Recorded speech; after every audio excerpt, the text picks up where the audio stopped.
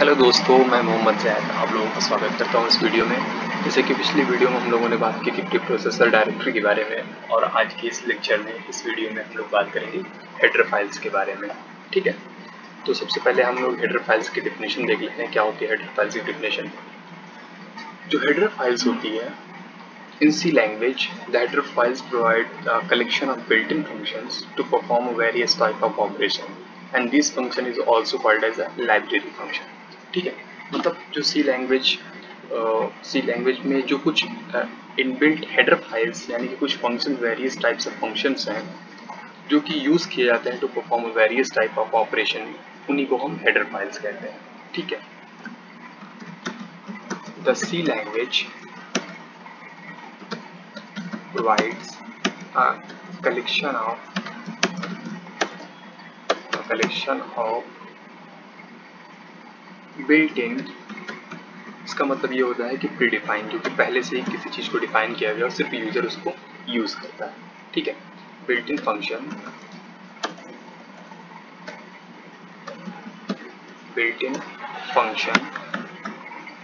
ठीक, built in function होता है to perform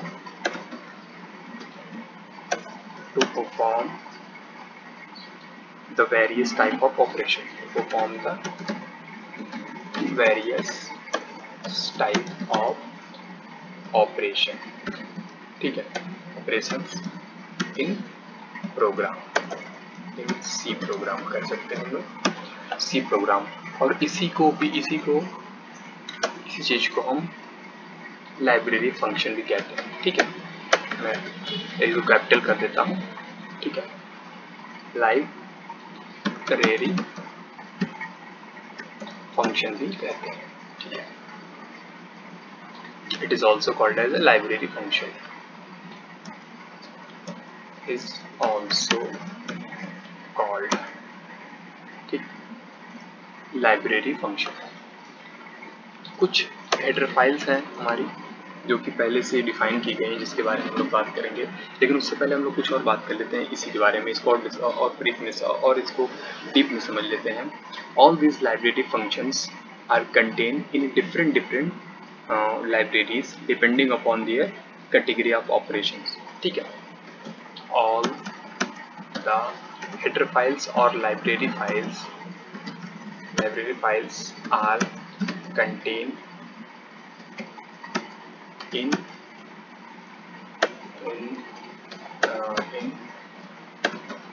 different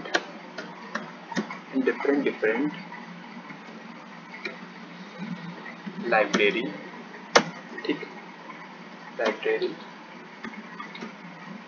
depending upon, ठीक, depending upon their category of operations. ठीक, देयर कैटेगरी ऑफ ऑपरेशंस। ठीक है, इतनी बातें क्लियर हो गई सबको, और इसी को हम लोग हेडर फाइल्स कहते हैं। इज कॉल्ड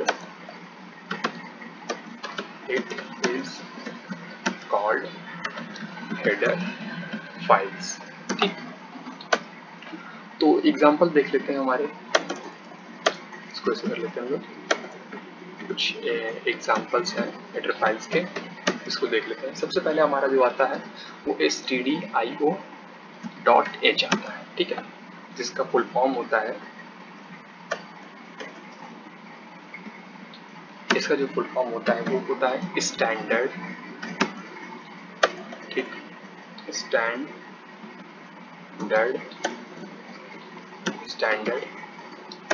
इनपुट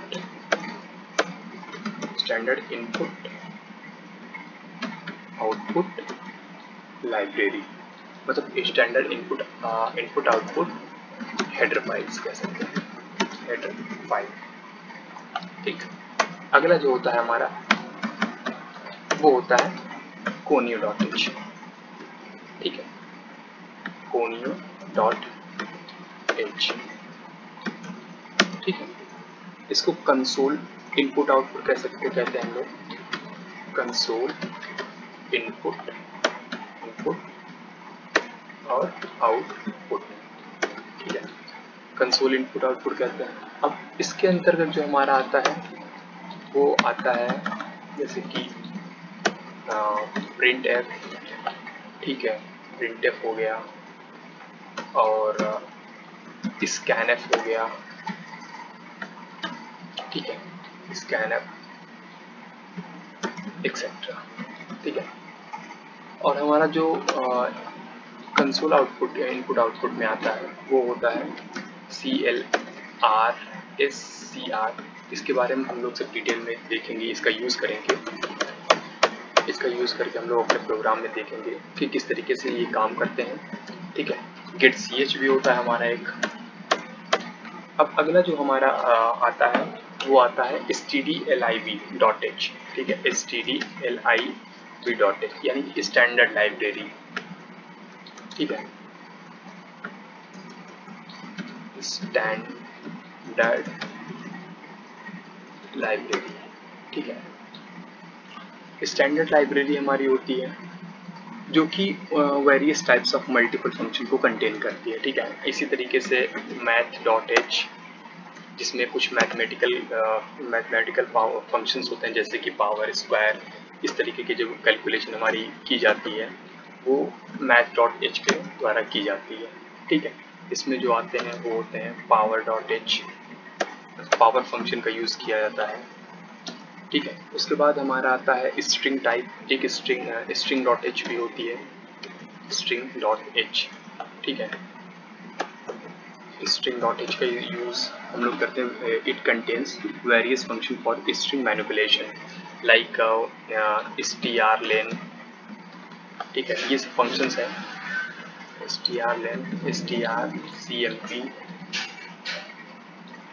उसके बाद जो हमारा होता है वो होता है ctype.h, ठीक है, ctype.h। इसमें बहुत सारे फंक्शन, इसमें भी कई सारे प्रीडिफाइंड फंक्शंस होते हैं, जैसे इसको हम ऐसे कह सकते हैं इज अल्फा, ये भी एक फंक्शन, प्रीडिफाइंड फंक्शन है।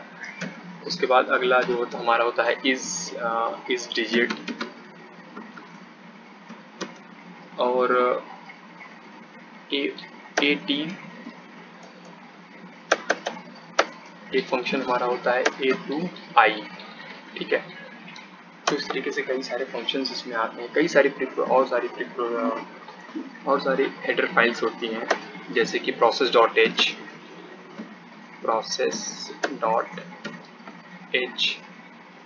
ठीक है, process.h हो गई। उसके बाद हमारी dos.h हो गई, ठीक है, dos.h। उसके बाद हम graphics.h का भी यूज़ करते हैं। मतलब सी लैंग्वेज में रिच नंबर ऑफ लाइब्रेरीज होती हैं, रिच नंबर ऑफ फंक्शंस होते हैं जो कि प्रीडिफाइंड होते हैं, ठीक है। तो आई होप आप लोगों को सब समझ में आ गया होगा। Okay, thank you.